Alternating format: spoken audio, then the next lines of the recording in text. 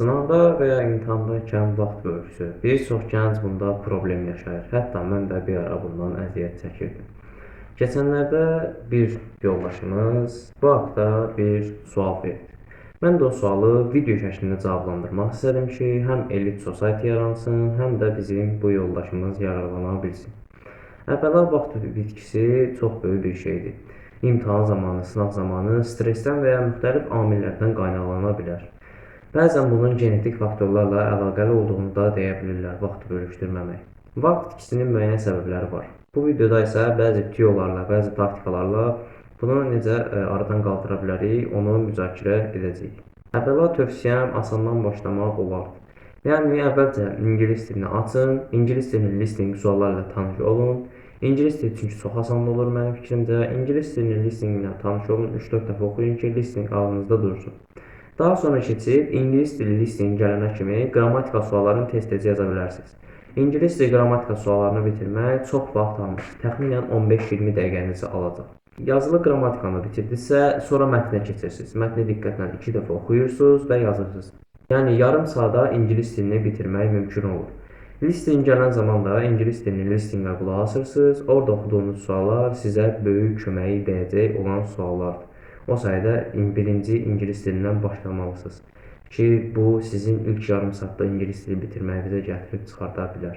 Sonra ingilis dilini bitirdik, ingilis dili artıq hazır. Daha sonra isə Azərbaycan dilinə yox, riyaziyyata keçəcəyik.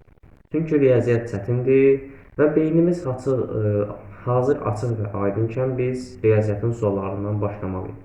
Riyaziyyatın problemi nədir? Əvvəla açıq, ətraflı həll tələb olunan suallardan başlayırıq. Onları aşağıdan yuxarı doğru yazırıq. Daha sonra növbəti vərəqə keçirik.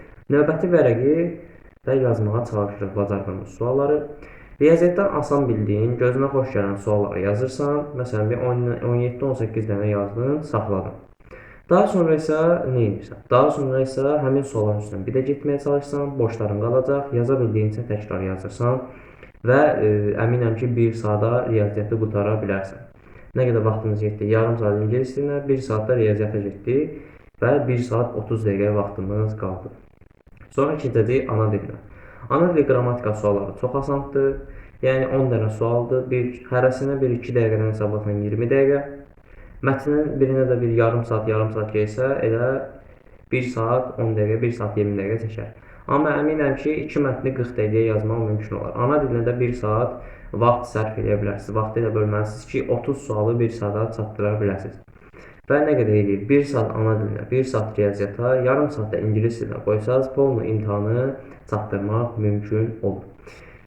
Tamam, imtahanı çatdırdıq, imtahanı yazdıq və ola bilsin ki, mənim vaxtım itir. Sənin vaxtın niyə itir? Çünki bilmədiyin sualların üzərində çox dayanırsan. Mən də bunu vaxt keçirdirdim. Bilmədiyim sualın üstündə dirəşirdim ki, mən bunu tapacam. Amma elə eləmə. Bırax onu, bırax o qalsın, işləmə o sualı. Keç o asan bildiklərini yaz ki, həm özgüvənini artsın, həm də beynin özünü dincəlsin, istirahət etsin və toparlansın. Sən ana dili falan qutardıqdan sonra arada nə boş sualın qalıbsa, hamısını yaza bilərsən. Ki, ona da mənim ən çox tövsiyə edildiyim nədir? İlk 2 saata imtahanın çəyirdəyini yazırıq, tərtəmiz yazırıq. Yəni hamısı olmasa, məsələn bir 85 sual deyil, birinin 70'ini falan yazırıq onun.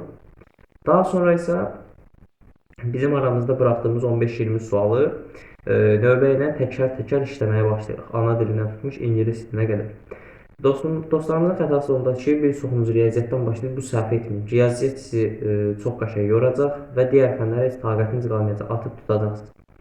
Yəni deməyim odur ki, əvvəla ingilis dili, sonra riyaziyyat, sonra ana dili, əvvəla ana dili, sonra riyaziyyat, sonra ingilis dili edə bilərsən. Ənənəvi qaydada elə də işləyə bilərsən. Ana dilində də bilirsən, mətn qrammatika suallarıdır, mətnləri dəqiqliyini oxuyursan. Bizim bəs imtahan sualları ilə bağlı bir videomuz da var idi kanalda, onu da buralara bir yerə qoyacağım, izləyə bilərsiniz. Kanalda populyar videolar bölməsində də tapa bilərsiniz o videonu, izləyə bilərsiniz. Bəs gəldi, imtahanı yazdıq, nə etməli? Bax, nə olursa olsun, sonda imtahanda olan o 3 saatın sonundakı 30 dəqiqəni boş saxlayırsan. Mütləq oturub 3 saat imtahan yazmırsan.